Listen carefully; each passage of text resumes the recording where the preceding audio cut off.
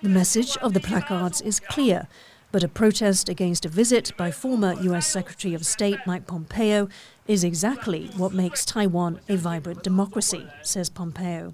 The people of Taiwan are so deeply wonderful and loving of the central ideas that we have in the American founding as well. This idea that liberty matters, this idea that freedom of speech matters. I joked this morning, I was greeted by protesters when I arrived. It reminded me of home. These are what rambunctious democracies do. The former top U.S. diplomat came to Taiwan with an important message of his own.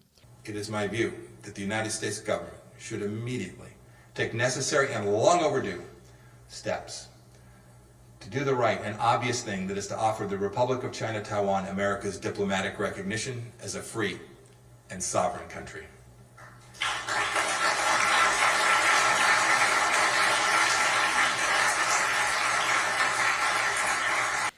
This is a departure from the official U.S. policy, which recognizes only one China and has unofficial ties with Taiwan. Now, as you can see, when Pompeo made those remarks, it got the biggest applause from the reception. I'm standing here with Marcin Jawejski. Marcin, how significant were those words coming from Pompeo?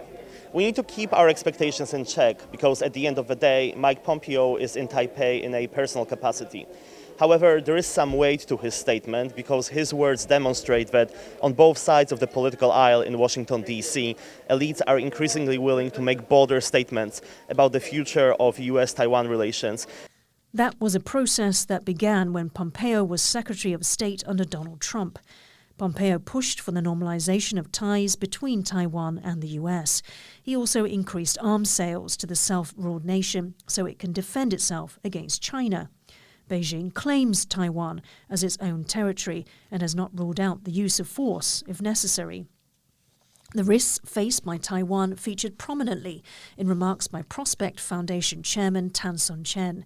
He says the threats are something that Taiwan shares in common with Ukraine. Like Ukraine, Taiwan also lives under the shadow of war and annexation by a giant authoritarian neighbor. It is therefore reassuring that in these real dark times, a steadfast friend of Taiwan, Secretary Pompeo, would choose to come to visit us. Pompeo's first ever visit to Taiwan came just one day after a visit by another U.S. delegation sent by President Biden as a signal of America's support amid Russia's invasion of Ukraine. Pompeo also spoke about the importance of keeping Taiwan safe. You are the most vibrant democracy in all of Asia and are at the forefront of today's fight between freedom and tyranny.